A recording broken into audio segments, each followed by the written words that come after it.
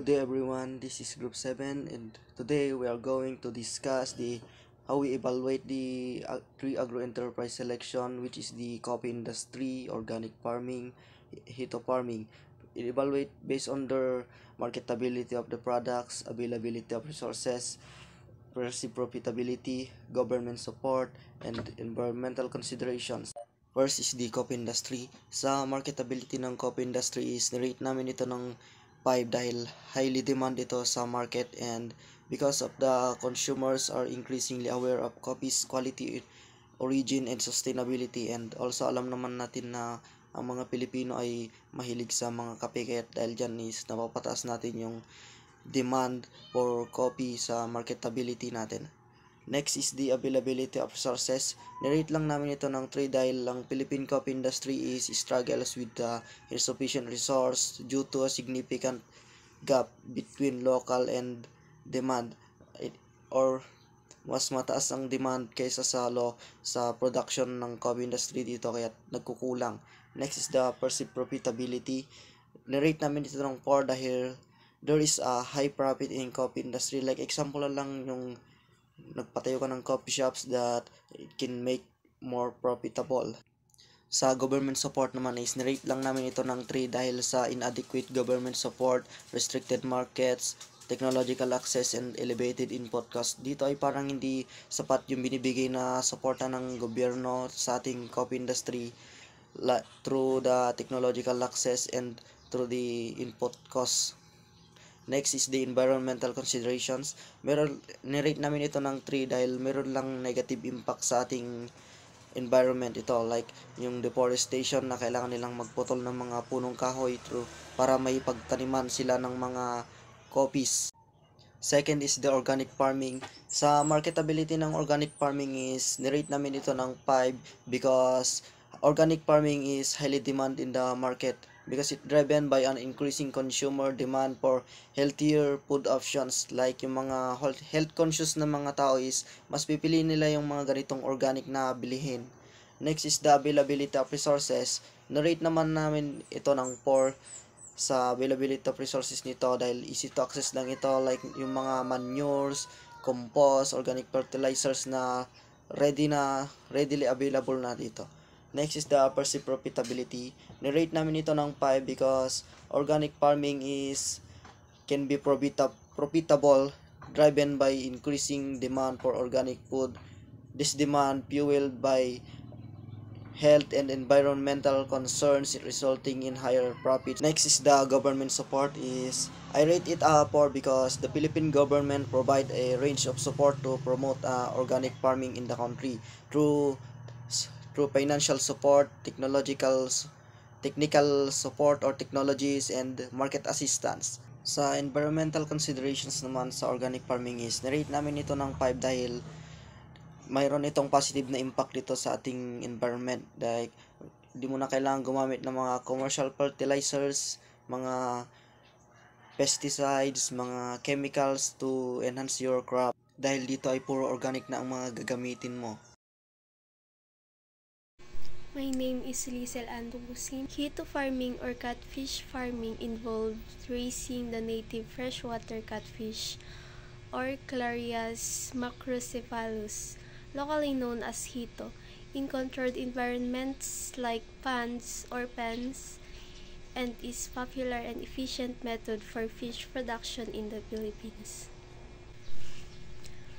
Sa marketability of the product, nirate namin siya ng 5 because it's very marketable in the Philippines. Because many people like to eat hito, it is common food especially sa mga province and towns far from the sea or inland areas. Hito is also becoming popular in high-end restaurants and especially markets that offer native or exotic dishes.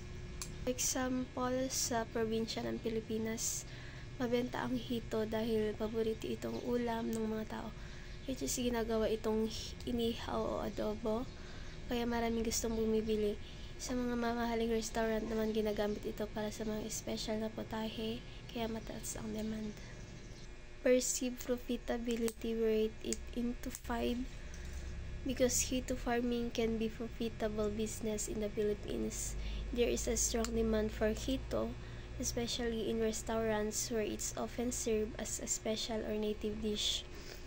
Farming can earn well if they manage their operation efficiently and meet market demands. Example, sa maraming restaurant, naghahanap sila ng sariwang hito para sa kanilang menu. And kaya kung maganda ang production ng hito, pwedeng kumita ng malaki ang mga fish farmers. Government support rate 3 because the government through agencies like the Bureau of Fisheries and Aquatic Resources and the Department of Agriculture supports hito farming by giving free training, fingerlings, young fish, and technical advice. This program helps improves the quality and sustainability of fish farming. Environmental considerations rate 4 because hito farming has both positive and negative effects on the environment. On the positive side, it can help provide a steady source of food and income. However, if that managed properly, it can lead to water population due to fish waste and excess feed. Sustainable practices are needed to reduce environmental impact. Example, kapag hindi malinis ang palaisdaan natin, pwedeng madumihan ang tubig and maapektuhan ang kalikasan. Kaya mahalaga ang tamang pamalakad ng hito farming. I am John Vincent Ramos, and I discussed the BMC or Business Model Canvas.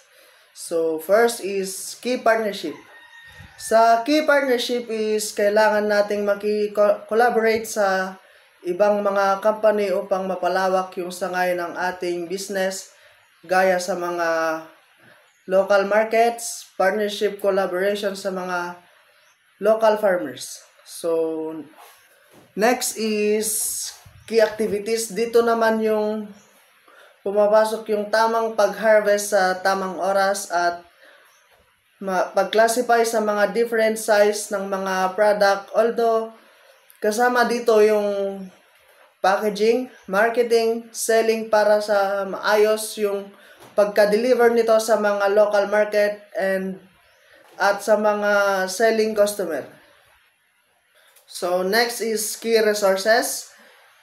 Tinutukoy nito yung kaalaman natin sa business farming upang maiwasan ng pagkalugi nito gaya ng knowledge for organic vegetable farming, land for farming production, qualified skilled human resources and financial resources, equipment and machinery. Sa equipment and machinery is gaya ng mga tractor, repair, ganon. Tapos kuliglig. Saka Hi, I'm April J. De Leon from DATBAT 2B Group 7. Value proportion is ito yung pangunahing benepisyo o halaga na inaalok mo sa mga customer na naghihikayat ka ng mga customer mula sa iyo kaysa sa iyong mga kakompetensya. For example, sa value proportion is mataas na kalidad, sariwa, at abot kayang presyo gamit ang sustainable and ethical farming practices. Next, customer relation is